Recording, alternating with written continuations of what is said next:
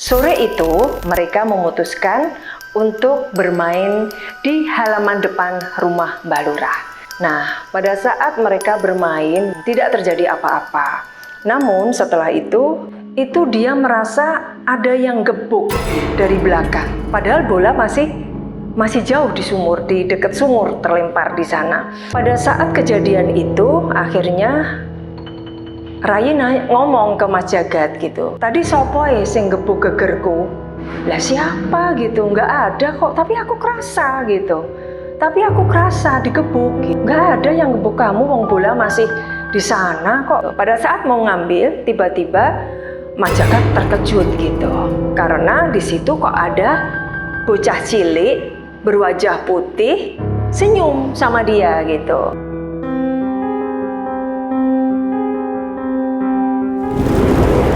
Assalamualaikum warahmatullahi wabarakatuh. Salam sehat dan sejahtera untuk kita semua. Jumpa lagi dengan saya Retno Sutarto dalam Cerita Kisah.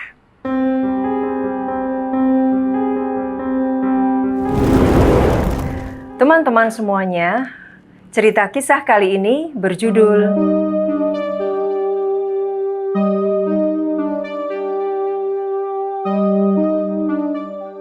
Nah, cerita kisah kali ini masih di seputaran rumah Mbah Lurah dan masih datang dari Mas Jagat dari kota Yogyakarta. Teman-teman semuanya, kita ketahui bahwa pada zaman tahun 1980-an akhir dan awal tahun 1990-an, rumah Mbah Lurah dikenal sebagai rumah yang memiliki halaman yang cukup luas dan memiliki bentuk struktur bangunan Jawa yang sangat bagus karena berbentuk joglo dan limas. Nah, sore itu seperti biasanya Mas Jagat bersama teman-temannya tidak bermain di lapangan. Yang biasanya mereka ini bermain di lapangan kira-kira jaraknya sekitar 200 meter dari rumah Mbah Lurah. Namun sore itu mereka memutuskan untuk bermain di halaman depan rumah Mbah Lurah, yaitu tepatnya di depan rumah joglo. Nah, saat itu memang suasana sore itu sangat lengang, di mana yang bermain di halaman rumah Mbah Lurah hanya mereka. Jadi Mas Jagat ini berenam, termasuk Mas Jagat sendiri, itu bermain di halaman rumah Mbah Lurah dan mereka bermain kasti. Seperti permainan kasti di desa di mana mereka tinggal, itu masih sangat sederhana. Karena permainan kasti ini mereka hanya menggunakan pemukul bola itu menggunakan dahan dari daun kelapa, ya. Kemudian untuk bola kastinya itu sama, yaitu dari bola tenis, tapi ini sudah mengelupas. Jadi memang dari bentuknya sudah lama sekali dan sering dipakai oleh mereka bermain. Dan saat itu, saat mereka bermain di halaman rumah Mbah Lurah, Mbah Ninek yang sebagai seorang yang dipercaya untuk menjaga rumah tersebut sedang membersihkan teras atau sedang menyapu di teras rumah limasan, yaitu di belakang joglo dan halaman samping. Kemudian mereka berenam, Mas Jagat dan teman-temannya asik bermain kasti di halaman depan. Regu dibagi menjadi dua karena ini hanya 6 orang. Jadi regu pertama itu 3 orang, regu kedua juga 3 orang masing-masing. Yang pertama itu sebagai pelempar bola dan yang regu kedua itu sebagai penangkap bola. Nah, pada saat mereka bermain di mana regu pelempar itu melakukan lemparan bola kemudian dipukul sehingga bola itu akan terlempar dan akan ditangkap oleh lawan, kemudian oleh lawan nanti akan dilemparkan kembali atau digebukkan kepada si pihak pelempar yang lari menuju ke titik yang sudah ditentukan. Nah, itu kadang-kadang si pemukul bola itu bisa lemparannya jauh sehingga sulit untuk ditangkap oleh lawan. Terkadang pula pukulan itu juga tidak sempurna sehingga bola mudah sekali ditangkap oleh lawan, sehingga mudah pula untuk dilemparkan kembali atau dipukulkan atau digebukan ke pihak lawan. Dan itu udah berjalan selama kira-kira 3 kali putaran dan tidak terjadi apa-apa. Namun setelah itu pada giliran saat timnya Mas Jagat sebagai tim pelempar, nah bola itu dipukul cukup jauh di dekat sumur, sehingga pihak lawan itu tidak bisa menangkap bola tersebut gitu. Sehingga dari pihaknya Mas Jagat kan bisa berlari cepat menuju ke arah titik yang sudah ditentukan, di mana mereka akan berhenti di situ gitu. Nah, namanya Rai. Pada saat bola itu sedang diambil ke arah sumur dan Rai berlari, itu dia merasa ada yang gebuk dari belakang. Padahal bola masih jauh di sumur, di dekat sumur terlempar di sana. Dia sempat, aduh, gitu. Sopo iki sing gebuk aku gitu. Maksudnya, aduh, siapa ini yang gebuk bola di punggungku gitu. Terus tapi dia nggak peduli, pokoknya dia masih heran aja gitu loh. Padahal bola belum dia lihat bola itu belum keambil gitu. Dia diem aja sampai akhirnya beberapa kali, dan ternyata Rai itu sudah kena gebukan tuh 3 kali. 3 kali tanpa dia tahu bahwa siapa yang gebuk gitu. Nah, pada saat kejadian itu akhirnya Rai ngomong ke Mas Jagat gitu, nanya bahwa tadi sopoe sing gebuk gegerku gitu. Tadi siapa yang gebuk punggungku gitu. Lah siapa gitu, nggak ada kok, tapi aku kerasa gitu. Tapi aku kerasa digebuk gitu. Mas Jagat kan tadi bilang, nggak ada yang gebuk kamu, wong bola masih di sana kok gitu. Sudahlah, nggak usah dipikirin gitu. Ini juga masih belum beduk maghrib, udah kita lanjut aja main gitu. Nah, akhirnya mereka masih berlanjut main. Nah, kemudian tiba-tiba Mbak Nenek teriak gitu. Teriak itu mengingatkan kepada mereka.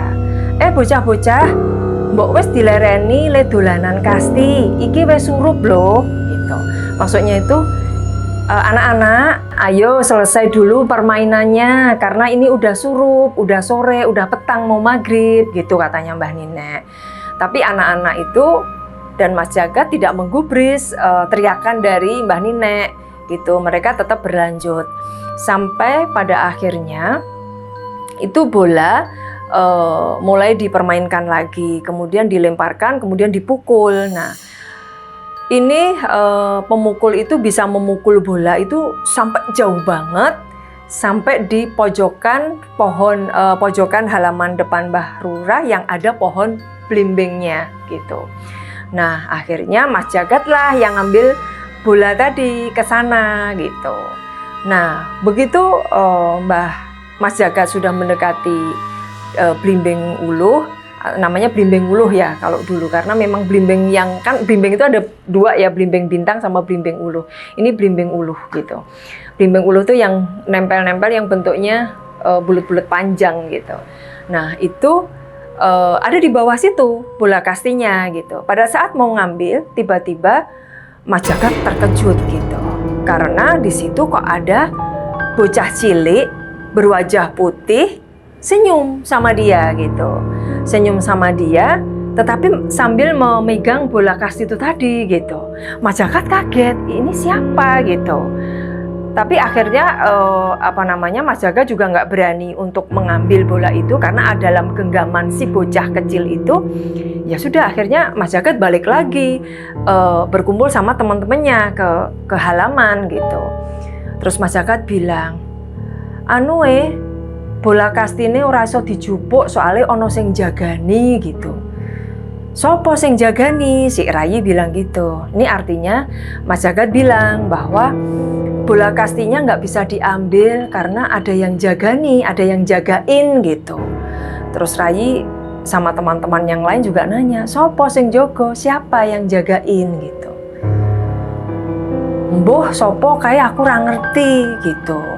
Ya wis lah lek ngono awake dhewe bali wae iki wis maghrib gitu. Waktu itu memang azan maghrib udah berkumandang karena memang tadi sudah diingatkan oleh Mbah Nine untuk menghentikan bermain gitu. Tapi mereka nggak menggubris. Nah sampai akhirnya azan itu berkumandang, akhirnya mereka berhenti setelah Mas Jagat melihat sosok bocil yang berwajah putih, dan itu sosoknya bocah perempuan gitu, bocah perempuan kecil. Nah kemudian Mas Jagat bilang, oh aku ki ndelok ono bocah cilik wedok ning raine iki putih. Aku tuh melihat anak kecil perempuan berwajah putih itu megangin bola kasti kita gitu. Cerita ke anak-anaknya, masa sih wong ora ono liyane kecuali liyane awake dhewe gitu. Jadi tidak ada anak-anak yang lain kecuali kita gitu. Teman-temannya pada bilang seperti itu. Ya wes, kalau kamu nggak percaya ya yuk kita sama-sama lihat ke arah blimbing sana gitu. Akhirnya Mas Jagat dengan 5 temannya itu mendatangi atau mendekati ke arah blimbing di mana bola kasti itu tadi terlempar atau jatuh ke sana. Begitu mereka mulai mendekat, tiba-tiba sosok itu muncul kembali. Sosok bocil berwajah putih itu muncul kembali dan senyum kepada mereka sambil tetap membawa bola kasti itu tadi. Nah, kemudian tiba-tiba bocah sosok itu tiba-tiba berlari menuju ke teras rumah limasan, tiba-tiba menyelinap langsung hilang. Nah dari situ anak-anak terkejut gitu, siapa ya itu kok tiba-tiba hilang anaknya gitu. Langsung mereka pada takut, dan bilang yo wes yo bali yo gitu. Akhirnya mereka pada pulang, terus ada yang bilang gini, waduh aku nggak berani pulang, tolong aku diantar ya sampai ke rumah gitu. Yang lainnya juga kayak gitu, aku juga nggak wani gitu. Ya wes ayo dong mau neng omahku dhisik Mas Jagat bilang begitu. Nah akhirnya mereka memutuskan untuk menghentikan permainan kasti, dan mereka akhirnya pamit ke Mbah Nine yang waktu itu masih ada di belakang rumah limasan gitu. Mereka pamit, Mbah kita pamit dulu ya Mbah karena udah maghrib, kita mau pulang dulu. Ya wes, wong ket mau wis dikandani kok iki wis surup iki wis maghrib gitu. Ya wes sana pulang gitu. Wong ini udah maghrib, dari tadi juga saya bilang apa gitu kan, sudah selesai, diselesaikan dulu gitu. Nah akhirnya mereka pamit, dan Mbah Nine tuh agak heran gitu. Loh, lah bola kasti mundi kok nggak mbok gowo bali gitu, karena mereka itu hanya membawa pemukulnya aja gitu, sedangkan bola kastinya kok nggak dibawa. Mbah Nine nanya, loh bola kastinya mana kok nggak kamu bawa pulang sekalian gitu. Terus Mas Jagat bilang, nggih Mbah besok aja diambil gitu. Ya udah besok aja Mbah diambil bola kastinya gitu.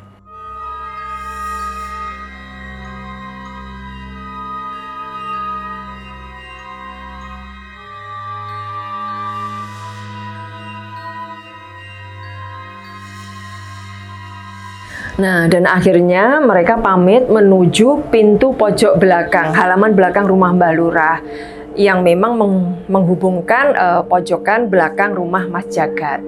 Nah, pada saat mereka sudah mulai mendekati pintu keluar, tiba-tiba si bocil berwajah putih tadi muncul lagi gitu. Muncul lagi di hadapan mereka sontak kaget gitu. Dan bocil itu seperti mengajak mereka, ayo bermain kasti yuk gitu. Ini loh bola kastinya tak bawa gitu. Sontak mereka langsung berlari keluar dari pintu menuju rumahnya Mas Jagat. Nah teman-teman, ini cerita kisah mengenai sosok bocil berwajah putih di rumah Mbah Lurah, di mana Mas Jagat dan teman-temannya sendiri yang mengalaminya.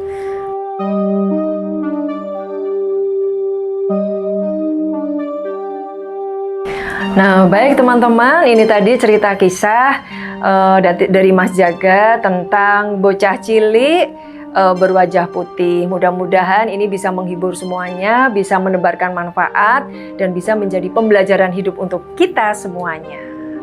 Baik teman-teman, jangan lupa untuk selalu subscribe yang belum subscribe dan komen yang positif serta share ke teman-teman kalian semuanya. Semoga saya bisa menyajikan cerita kisah yang menarik lainnya. Dukung terus channel YouTube Retno Sutarto. Baik, terima kasih atas perhatiannya teman-teman semuanya. Akhir kata saya ucapkan wassalamualaikum warahmatullahi wabarakatuh.